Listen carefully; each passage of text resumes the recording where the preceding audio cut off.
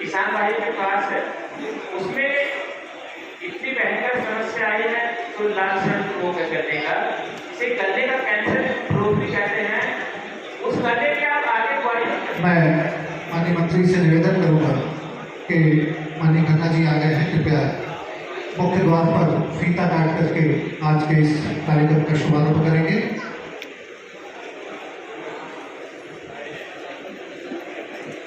कार्यक्रम की शुभारंभ या उद्घाटन होने की औपचारिकता भी होने वाली है। माननीय मंत्री जी द्वारा पहुंच चुके हैं, लोग के बीच से माननीय मंत्री जी उसके सहभागिता कर रहे हैं।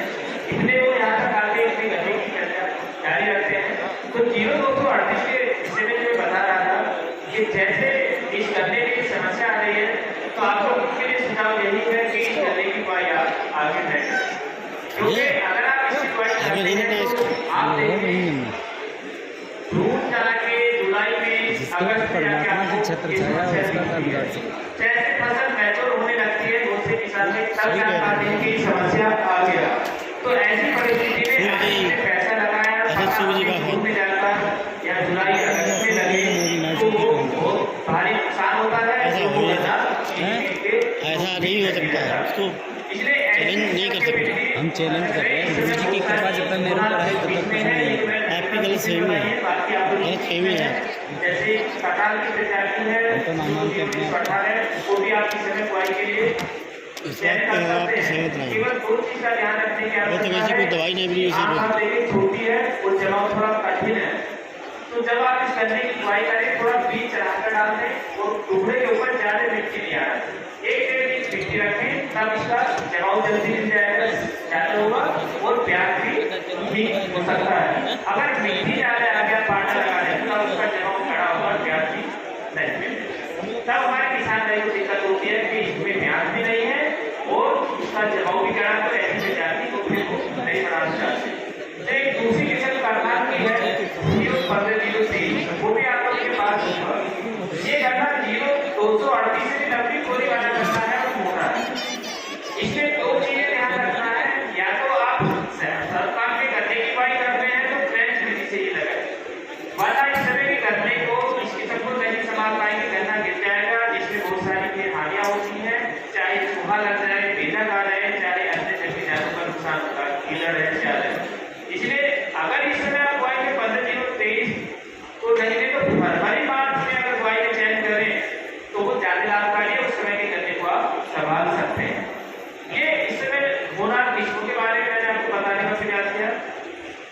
डॉक्टर साहब ने आपको गन्ने के पोषण प्रबंधन की बात की कि जब तक हम गन्ने के पोषण प्रबंधन संतुलित मात्रा में नहीं करेंगे तो निश्चित ही हमें उत्पादन अच्छा नहीं मिलेगा, तो उसके अनुसार आप पोषण प्रबंधन कर लें। अब बात आती है तो गन्ने के लाल सन की समस्या की बात की, जिन प्लाटों में 0238 था और उसमें ऐसी समस्या आया है तो आप एक साल ऐसे प्लाट में गन्ने की खेती न करें। बहुत सारे किसान ने सोचे मैंने किस्म बदल दिया तो काम चलेगा, ऐसा नहीं है कि ऐसी किस्म में भी वो दिक्कत आ सकती है, वो बहुत मिट्टी में पड़ा है।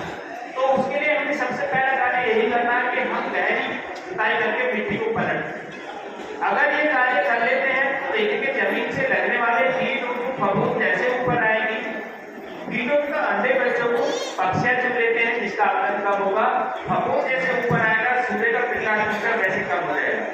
दूसरा जो ड्राइवर बिल्डिंग की बात है हर एक विकास खंड में उपलब्ध है, आप किसी रक्षा इकाई से ले सकते हैं। गन्ने में 4 से 5 किलो मिट्टी एकड़ के हिसाब से खेत की तैयारी के समय प्रयोग करें, जो फफूंद मिट्टी पड़ा है उसको बढ़ने से रोकेगा, जैसे वो कम होगा तो रोग आने की संभावना खत्म होगी। दूसरा काम ये करने की आवश्यकता है, ऐसे प्लाट में आप दूसरी फसलों को लें, चाहे खाद्यान्न फसल लें, चाहे तिलहन लें, चाहे दलहन, एक साल का गैप देते हैं, फसल चक्र अपना लें तो वैसे भी आप ऐसी बीमारी से गन्ने की फसल को कम कर सकते हैं या नुकसान को कम किया जा सकता है।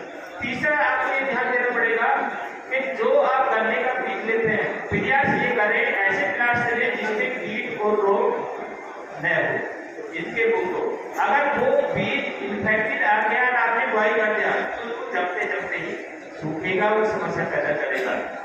इसलिए बीज ऐसी जगह से ले लें और उसे उपचारित करके ही बुआई करें। एक दवा भी है हरित समिति किसी रसायन वैल्यू का भी उपलब्ध है। थायोफ्लेट मिथाइल, थायोफ्लेट मिथाइल से कर लें या बारिस्टीन से कर लें, जो कि आपको उपलब्ध है, परंतु जो फंगिसाइड अच्छा आपको मिल गया आपके सामने है तो आप उससे करें तो ज्यादा बेहतर है। 1 लीटर पानी में 2 ग्राम दवा की आवश्यकता है बीज उत्पादन करने के लिए। आपका 1 लीटर का बीज उत्पादन करने के लिए 50-60 लीटर पानी की जरूरत है, 100-125 ग्राम दवा में और कम से कम 10 से 15 मिनट गन्ने के टुकड़ों को डिप करें ताकि उस टुकड़े से रोग लगने की संभावना न रहे। वरना बहुत सारे किसान भाई ऐसे करते देखा गया है, गन्ने के टुकड़े बना दिए उसके ऊपर मशीन से स्प्रे करते हैं, उससे कोई लाभ नहीं मिलेगा। या उसमें डिपकियां एकदम निकालने वो भी कम से कम 10-15 मिनट डिप रहना चाहिए तभी उसका लाभ मिलेगा। एक दूसरी चीज का ध्यान रखने की आवश्यकता है, जैसे जून का महीना है, आप लोगों ने देखा होगा जितनी भी छोटी पत्ती वाली किस्में हैं उनमें खुद कोई बीमारी की समस्या दिखती है। चाहे आपने 15-023 लगाया है, कुछ किसान भाई ने पुरानी प्रजाति में लगा रखी है जैसे 1236 है या 1335 तो नहीं प्रजाति है या फिर 16-201 में भी देखने में मिल रहा नहीं, तो ऐसी प्रजातियों में जो कि छोटी पत्ती वाली है जून के माह में ही एक थायोफ्लेट मिथाइल का स्प्रे कराते हैं तो भूखा जैसी बीमारी से भी फसल बचेगी। दूसरा अगर लाक्षण रोग जैसे बकरी जो फंगस है उससे भी वो सुरक्षित रहेगा। अगर ये कार्य आप कर लेते हैं तो निश्चित है गन्ने का उत्पादन बहुत अच्छा मिलेगा। वरना एक बार अगर बीमारी आ गया उसे सिम्टम आपको दिखाया फिर तो सिम्टम को पौधा खत्म ही करना, वहां से उखाड़ा उसे नष्ट करने दबा दे या फिर अगर ऐसे फाड़ के आपने डाल दिया किसी रोड पर या सड़क पर या सिंचाई की नाली पानी उसके ऊपर से इधर उधर गया तो चारों तरफ फंगस फैलेगा। जहां से आप जड़ सहित निकालें, एक चीज का विशेष ध्यान रखें, एक आता ब्लीचिंग पाउडर, जहां से जड़ सहित निकालिए आपको गंजा बनेगा वहां पर 10 से 15 ग्राम ब्लीचिंग पाउडर डाल के मिट्टी से ढक दें क्योंकि वहां पर भी वो फफूंद है, वरना वो स्प्रेड हो फैलेगा इधर। अगर ये कार्य आपने कर लिया तो वो फफूंद इधर से उधर नहीं फैलेगा, वहीं का वहीं खत्म होगा। ये चीजें आपको लाक्षण रोग के मिट्टी या अन्य कुछ ऐसे रोग आते हैं जैसे जीएसटी क्या है, जीएसटी भी 0-238 जब से दिखने लगा मतलब पहले कुछ नए बराबर था, तो जीएसटी के लिए भी कोई ऐसा दवा नहीं है। उसके लिए एक तो होकाटर ट्रीटमेंट या एमएचएटी, उससे हम सी को ठीक करके वाई करते हैं तब उसको रोका जा सकता। या फिर दूसरा काम करना पड़ता, कुछ ही पौधे अगर दिखाई देते हैं उनको हम रोगी के द्वारा निकाल कर नष्ट कर दें। अगर ऐसी आपने छोड़ दिया, अगर उसमें गन्ना बना और दिखने में लग रहा है स्वतः पतला है, अगर ऐसे गन्ने को जिस औजार से काटा है और आपने फिर उसी औजार से स्वस्थ गन्ने को काट दिया उसमें भी फैलने की पूरी संभावना है। फिर हमें इसके इलाज करना पड़ेगा औजार, उतना हमारे किसान भाई ध्यान नहीं दे पाते, इसलिए पहले हम ये कार्य कर लें तो ज्यादा बढ़िया है। और इस रोग को फैलने से रोकने के लिए सबसे अच्छा तरीका है क्योंकि ये फैलेगा किससे, मक्खी मच्छर या तितलियों से, वो सटीक पेस्ट है जिस कारण चूसेंगे दूसरे स्वस्थ पौधे बैठ जाएंगे तो उसमें वो फैलेगा।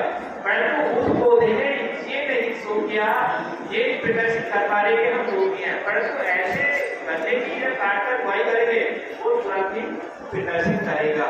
क्योंकि बहुत सारी बीमारियां जानकारी के अभाव में ऐसे ही बढ़ जाती है जो आपके उत्पादन को प्रभावित करता है और नुकसान होता है। गन्ने में 2-3 समस्याएं हो जाती है हमारे किसान भाई के सामने। एक तो लाक्षण की समस्या आती है, एक स्मट की, जैसे गन्ने की किस्में ऐसे जिसमें स्मट की और पेड़ी में स्मट की समस्या आती है। परंतु एक गन्ना तो हमने आपको अभी बताया, दूसरा एक बोला 14-200 है। हमारे किसान भाई कुछ क्षेत्रों में बताते मिट्टी नहीं पकड़ा तो छोटी लंबाई रह गया छोटा। ऐसा है कि आप लोगों में किसी किसान की भाई जी हाइट छोटा है जी देखिए, उसके लिए आपको ध्यान देना है कि या तो आप सितंबर-अक्टूबर तक इसकी बुआई कर रहे हैं या फिर फरवरी में बुआई करना चाहते हैं तो प्रयास ये करें कि आप फरवरी लास्ट तक या 10 मार्च तक ही जाएं। अगर इसके बाद जाएंगे तो इसकी हाइट नहीं बढ़ती।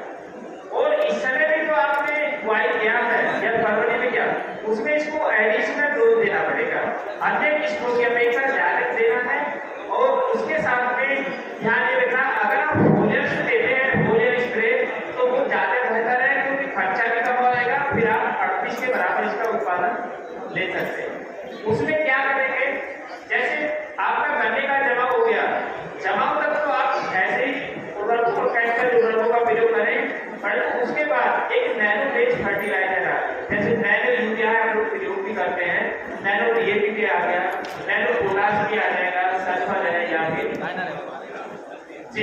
भी आने वाले होते थे। तो इतना भी जो पड़ा है नैनो तो आप यूरिया लेंगे उसमें एक शीशी 1 लीटर के लिए पर्याप्त है।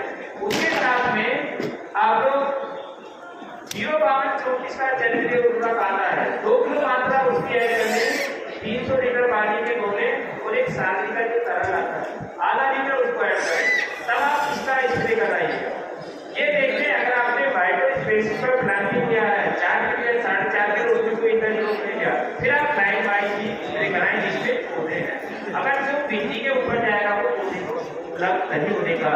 दूसरा स्प्रे 20-25 के बाद करा है, इसमें हमें अलग से 2 एडिशनल स्प्रे करने की जरूरत है। अगर आप इसके अलावा दूसरी किस्में लगाते हैं उसमें भी अगर ये तब स्प्रे के माध्यम से दें तो आपकी आमदनी बढ़ेगी, लागत कम होगी। क्योंकि जो बेसन में हम केमिकल फर्टिलाइजर का प्रयोग करते हैं, चाहे यूरिया हो, डीएपी हो, चाहे अन्य है, तो आप देखेंगे उनका कितना पौधा गिरने का पाता है।